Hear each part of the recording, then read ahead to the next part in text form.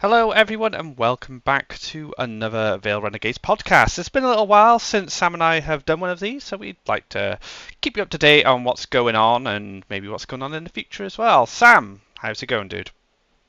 Yeah, good, good. I remember our last one we talked about there being so many events, and I think I think that's definitely played a bit of a role in our frequency. Although with all best endeavours, things are starting to get back to the usuals. Hopefully, we'll be a bit more regular. I like to think so anyway. Otherwise, I'm keeping well. Playing some 40k as per, not quite as much as I'd like, I suppose, but such is life, and I'm still very much getting used to the new way of things with Pariah. So it's like starting again, isn't it? But how are things with you anyway, Nick? Yeah, all good. You know, we both had a sisters codex, which turned out to be very good and not have the bad rules writer, so we can't complain there.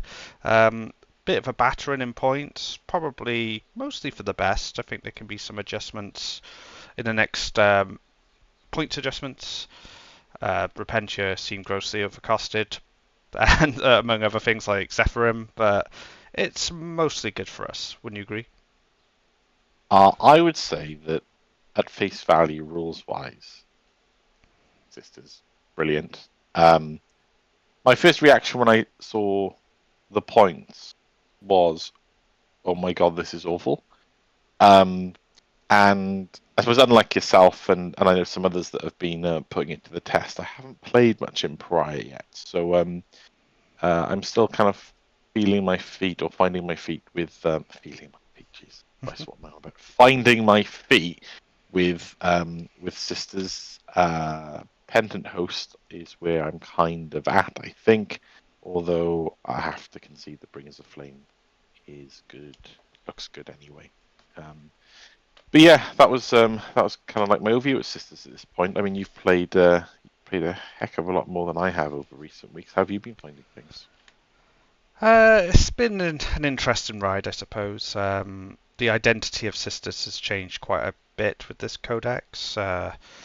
I played very much like Trash Sisters, so you just get loads of units, loads of trash. You control the board, control the scoring, and that's how I played the game. You know, I played a very board control, points orientated game rather than a raw power style stat check, that kind of way. And Sisters can now be a stat check, so it's been quite an adjustment for me. I've played, I want to say, 8 games now across various detachments. I've played every detachment at least once, but I've found myself going back to the index detachment, which is Hallowed Martyrs.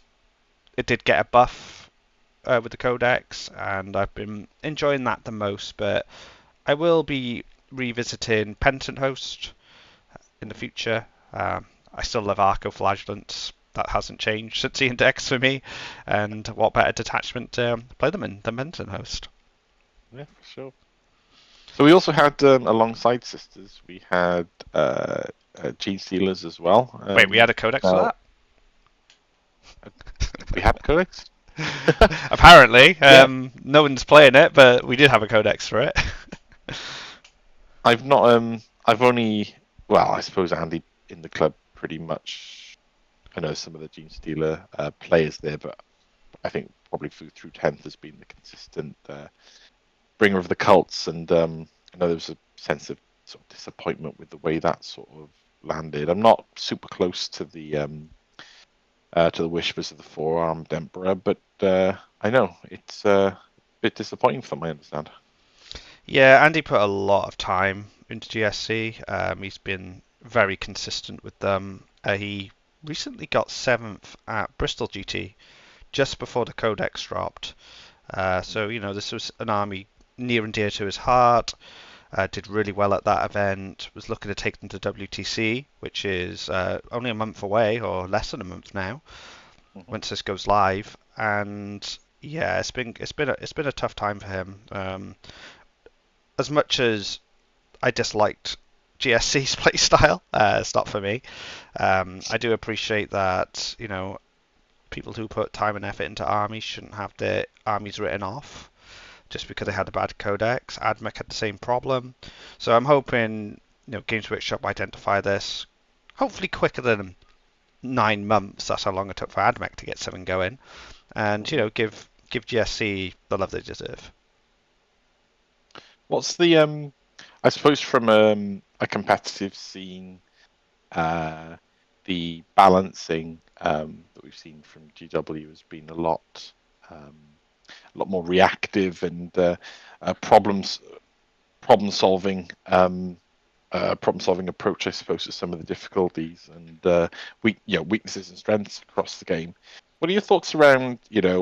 We picked up our we picked up our sisters' codexes. There'll be others that have picked up their orcs codexes, not too far in the past. You've got things like AdMech as well. What are your thoughts around people that have gone and picked up a book for, I don't know, best part of £30+, and then effectively it's out of date off the shelf at the moment, isn't it? I have fairly strong feelings about how Games Workshop manages its rules and its distribution of rules. We talked a bit about this, I think, before the time it came out, that I felt that Games Workshop should have moved their rule system to a kind of a pay monthly model. So you pay the Warhammer Plus fee. It's annoying that they merge those two together, like the app and the fee and the Warhammer Plus. I'm not interested in Warhammer Plus. I just want the app. But basically, the dream scenario for me would be you pay, say, £10 a month or £8 a month, whatever the price is. And while you pay that subscription, you have access to every codex and all its rules, and you have infinite slots on the app to make armies. And then, if you ever stop subscribing, you lose access to this codex. Now, that long term, let's say it's £120 a year, which is fairly expensive, but no more expensive than a Netflix subscription or something similar of that model, an Xbox Game Pass subscription, which is going up in price soon. So it's just like a way I think that you could create accessibility to everyone to the rules, which is amazing for tournaments, because if you have access to the rules in tournaments, you can't get gotcha'd, you can check your opponent's rules without them having to show you their phone, or it makes things easier there. And then we don't have these problems with physical releases where you buy this book for £30 and maybe within a week it's completely redundant. And I'd like them to move away from that personally, from a rules perspective. Yeah, it can't but leave a sour taste in, particularly perhaps someone new into the hobby. It's that whole interaction and transaction of models, paintbrushes, and rule book. They're not cheap books, and then as you want to get involved, maybe join a club, maybe sign up for some casual games at on the Friday nights with the Renegades, for example, to turn up and find out that what you think is wrong, what you thought you knew is wrong, and a lot of what you've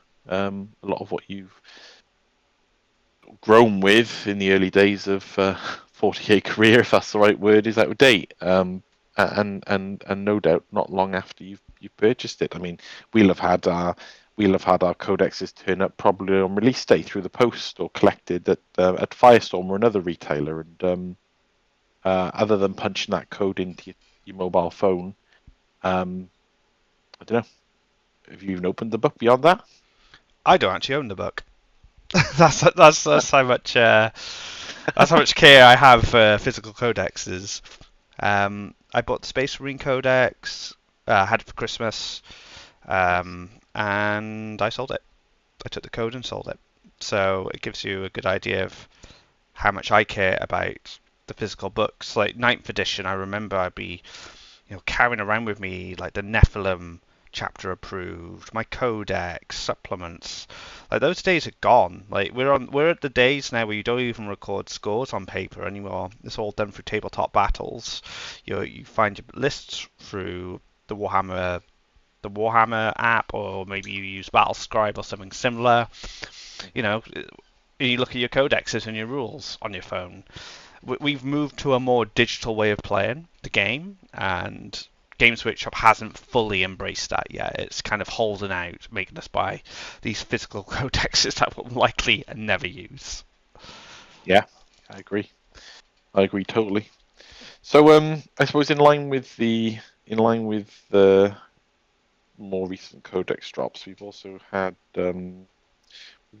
quite a shake up on the data slate and also the tournament pack as well, with Leviathan being put to bed and Pariah Nexus coming into play. You mentioned you've played about sort of 8 or so games with Sisters, no doubt more than that in Pariah. How have you been finding it since it's come out? Yeah, it's good. I'm about, including the Rumble, probably about 12 games into Pariah now. Fair. There's a lot of emphasis on performing actions, secondaries, earn you far less points. So having those tools available to you in your faction to do those actions is super important. The primary missions are a bit more dynamic. Uh, there are still some frustrating missions left in the pack, like supply drop, but they got rid of annoying secondaries like capture enemy outpost, which drawn on turn one is a field bad. They've built some contingencies into the secondaries as well. So if you draw certain secondaries, when like bring it down, if you draw bring it down and there's no vehicles, you get to redraw it for free. So they've been working on the consistency of the deck, and a part of the cost for that is the inconsistency of scoring every secondary card you draw. They're quite situational. They'll demand certain things being on the board for you to do it. Lots of actions in the primary missions, lots of actions in the secondary deck. So there's definitely a more mission orientated feel to this. And to be fair, I would say Leviathan felt quite mission orientated already. So they've just built upon that. Oh, good. Um, and for myself, no only 12 games, probably 4 with Prior at this stage.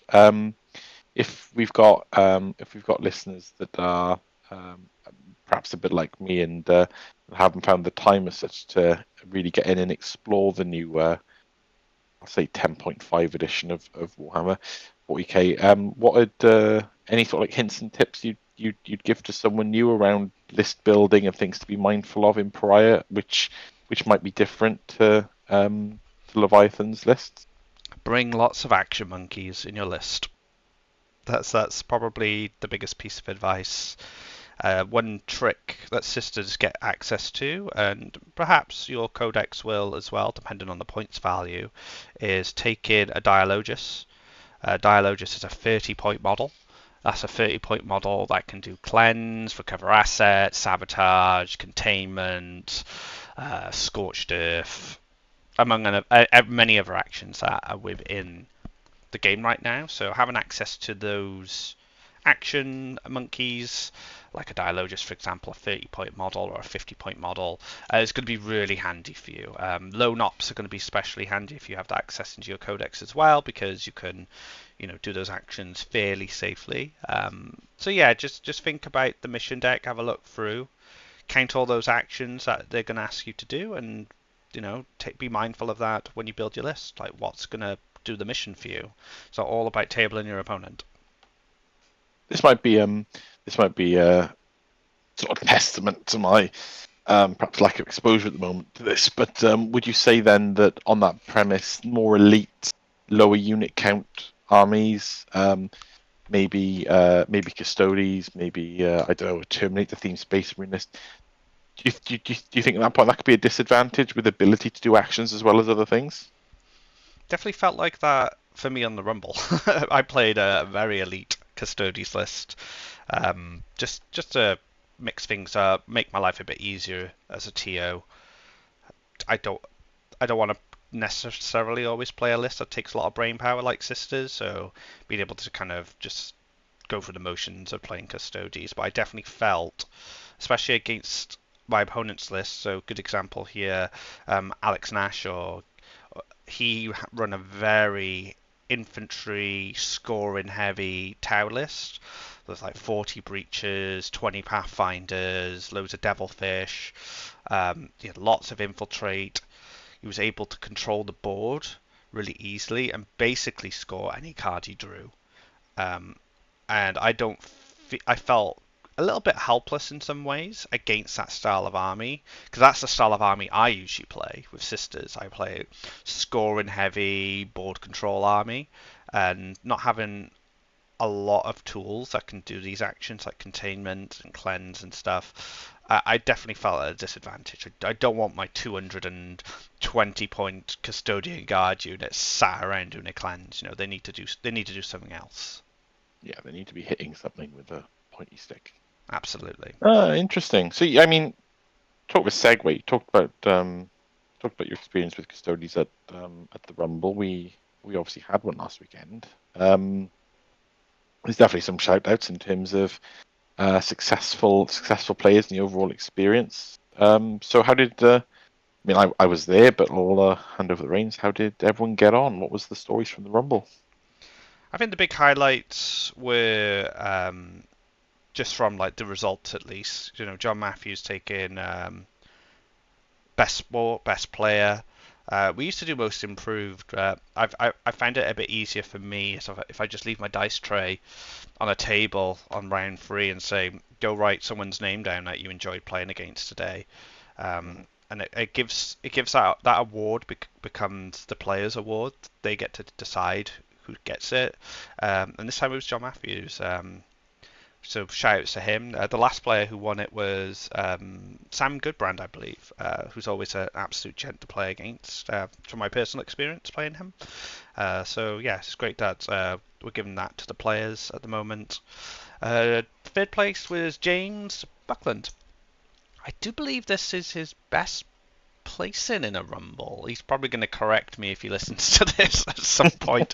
But yeah, well done to him. He switched from Necrons. Well, he played Custodians at the beginning. He switched to Necrons when the Codex came out, and then he moved over to Death Guard, which is pretty much a brand new army for him. And he's done really well with them. He's put in the reps, he's put in the work in the team league and like other events, and they're starting to shine through. An improvement from last Rumble, we had Geraint on his guard, a loyalist to the Astra Militarum, taking second place. So last time he took third, and then he did one better this time by getting second place. So big shout out to him. And yeah, finally first place, the biggest bully of them all, playing those meta armies, is John McCarthy on Blood Angels, proving to everyone that Blood Angels are the best faction in the game right now. Yeah, good first 3 places, and talk about Blood Angels being competitive. Good army with a good commander does well. You've got then experience and repetition and reps with Geraint. Long-standing guard player with a lot of experience with them, delivering great results. And as you've mentioned, I second it. James has been playing Death Guard for quite a little bit of time now, and he's really gone in on it and is really pulling out the results. We've got some, talk about Rumble, but also at team league level, we've had some really good results out of what James has put in with Death Guard. So yeah, really good. And again, to second, big well done to John on Best Sport. I played John Matthews, and it was as always playing John an absolute pleasure, and very well deserved for him as well. Yeah, now is the Rumble just gone, right? So we had that last weekend, and we have our next Rumble coming August the 13th. I'll be running that again, as Andy will be in WTC, representing Wales with Ben Harris from our club, which is going to be awesome. So, come along. It's all up for grabs. It'll be a good tournament. It will. Speaking about tournaments, there was another tournament not too long ago that we kind of haven't given its considering the participation from various clubs actually that went into sending a team, and that was the Allies of Convenience in Wrexham, hosted by the Team Wales bunch, and we actually had a team of 8 go up to that. And it was a bit of a mix, really. We had people from we had representation from sort of like the Ronda Club, obviously the Vale Renegades, and the 5 Road guys out west as well. So so this was it's a little bit late. This is looking about sort of 6 weeks ago at this point, but definitely worth recognising the team that went up.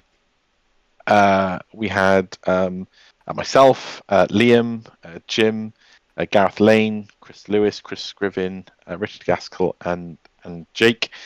That was the 8 of us. That some of us stayed in a nice hotel and had our own space, and the rest, or the vast majority, all crammed into to an Airbnb. But we had an amazing time. I'm going to sort of beg everyone's forgiveness. I don't really. That was 6 weeks ago. I don't remember the full ins and outs, but what I do strongly recall from the event is our performance. I think we definitely did well. Considering very much the types and categories and levels of teams we were against. We had a mix of wins, losses, and draws. But I think what we did definitely come out with, as testament by the picture taken at the end, was sort of smiles on the faces all around, and we did actually win something. We actually won the trivia quiz. So, though we didn't come home with the first, second, or third place trophy, we all came home with some Easter eggs. So, and that's a win in my eyes for sure. But massive thank you to the guys that put in the effort, the time, the money, and the resources to come up and spend a weekend playing at probably a higher level than what a lot of us normally play down at the club, and of course there's some very in fact the whole group, some really good players that were all there and had a really good time as well. So yeah, definitely worth a shout out. Just from a bit of club recognition, there were some challenges for the organisers with drops and trying to get team numbers, balance the number of teams, etc. So we also had Rob Jones and Gareth Roberts from the Renegades actually go up to support other teams as well. And though I haven't really spoken to either of them since the event about the event, I did during. We actually had the 3 of us, and Chris Lewis had a bite to eat at the hotel in between, and yeah, the guys were having a cracking time and enjoying themselves. And just one other call out for that event is that the first place was actually taken by Team Wales, which is obviously outstanding. And a well done goes to Andy as being part of that team too from the Renegades. So yeah, that was brilliant. There's another Team Wales run event coming up. It's not in the too distant future in September. This isn't an 8-man. It's a 6-person event, I believe. And I know that there's a team. Again, another bit of a mixed team actually getting ready, starting to prepare for that. But yeah, we're not by any means limited to a single team. So I'm sure you'll pop some details with this post, Nick. But there's a little bit there for anyone who's interested in looking into that a little bit more. Yeah, you can still sign up for it, right? They're still looking for teams to participate. So if you're looking for a team, just speak to some of our community members. I'm sure they'll be want to get involved. Maybe Gareth Roberts, Rob Jones, who played on the Mercenaries. They'd be a good shout. We got some players that have been helping out with the team leagues, like Reese Lewis. He's been doing a lot for that as well. So I think there's probably players like among the community who'd be interested. So yeah, just put your interest in Discord. Given that the venue is Firestorm for this next one, I know that's going to be a lot more manageable for a lot of people. They'll be likely listening to this podcast for sure. And just mentioning on Team League, I'm not going to go into in too much depth in terms of current rankings and whatnot, because we're very much in the middle of the second season. There's games still to be had. But as a team that has now finished their second season games, I can't stress enough how relieved I am to now put the put the Leviathan box closed up on the shelf. Probably could arguably just chuck it in the bin, but That's what I did with mine. yeah, but yeah, that has definitely been something which I think has hindered my involvement in Pariah so far, because we've obviously been very conscious of trying to perform well at Team League, which is still currently Leviathan. So I would ask, or would suggest at least to the other teams, get your games in as soon as you can, because as soon as you can get that out of the way, you can focus on the current environment, and also get ready for September as well, when the third and final season of Team League kicks off, and that will be Pariah. So there's no time like the present to get on with that and start preparing. I've got one last hurrah with Index Sisters, Leviathan Sisters, which will be my send off for probably my favourite list and faction I've played in this edition. So it'll be a sad time, but new horizons. We've got a new codex. I'm starting to find my legs with what I want to do with this codex, and building in some similarities to what I ran in the Index. Just taking out some of the worst units now, like Zephyrim, which were one of my favourite units in the Index at 60 points, being able to do actions and stuff, which we talked about for prior. Yes, I was very sad to learn that they were 90 points, and being like, why are Assault Intercessors with 2 wounds and a better ability 80 points? That's strange. But here we are. It is where we're at the moment, sadly. Yeah, so we've got a Rumble coming up. We've got the September Team Wales event coming up. December is Brothers in Arms, our premium team event for Vale Renegades. Last year we had Glasshammer come down with World Champion Manichima and Team Ignite as well, some of the top performing players in the world and representatives of Team New Zealand and Team England. So we had some really strong players come down last time, some big names. So if you'd like to get signed up for that, you can head over to our website, Vale Renegades, vale-renegades.weebly.com. I've recently kind of did a bit of an overhaul of the website. You can actually find your ticket there, which is pretty good. So you can just click on the Brother in Arms tab, and there's a link straight to the tickets there. So that's our main stuff going on. This is a bit of a short one today, guys, just to catch you up with what's going on. We'll have another one come out in the future. There's plenty of Rumbles left to play for. We got 4 more Rumbles to get your points in to get yourself into the top 8 in January. It's looking pretty competitive at the moment, which is awesome. And of course, check out our Discord, where you can find access to our Friday nights, where you can get involved and play with us, guys. That's about it for me, Sam. How about you? Yeah, absolutely same. It's been a nice, short and sharp, fit into half an hour kind of chat. Covered off the key highlights, mentioned what's coming up. Looking forward to playing some more Warhammer, and no doubt for listeners, looking forward to sort of crossing the table and rolling dice against you at some point soon, hopefully. So best of luck for everyone in your upcoming games, and we will speak to you soon. Absolutely. Take care, guys. Tune in next time. See you later.